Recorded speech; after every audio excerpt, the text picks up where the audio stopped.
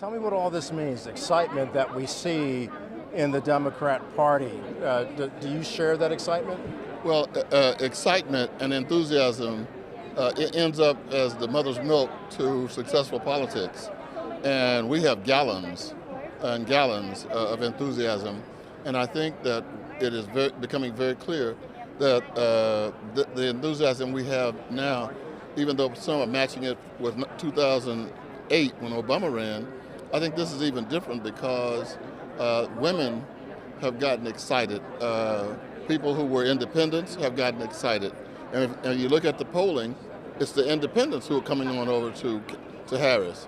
Donald Trump is not getting any of them, and so it means we're still going to have a tight race, but I don't think there's any question.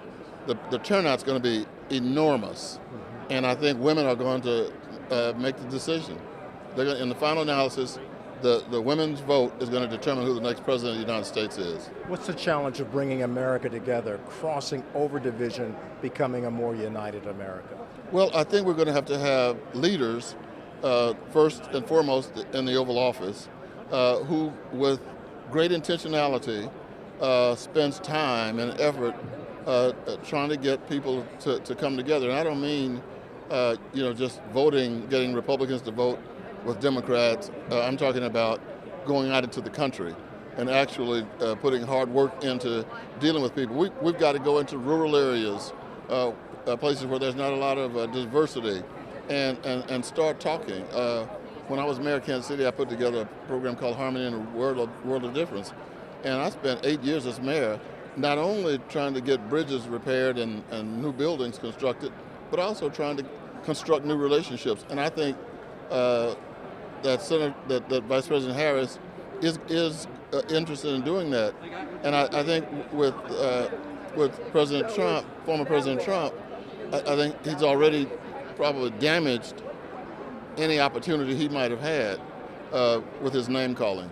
You know, I've got to be brief because I know you want to get in there to the main hall.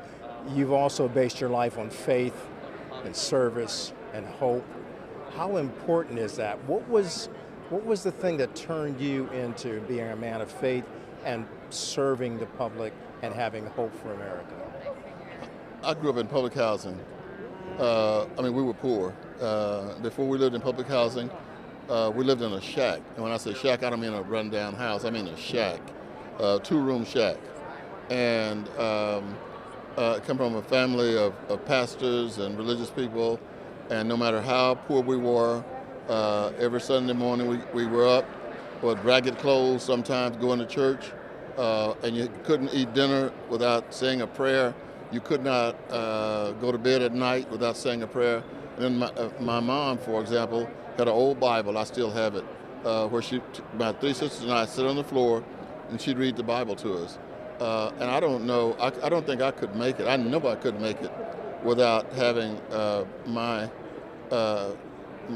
soul anchored to something greater than all of us, and it's God Almighty.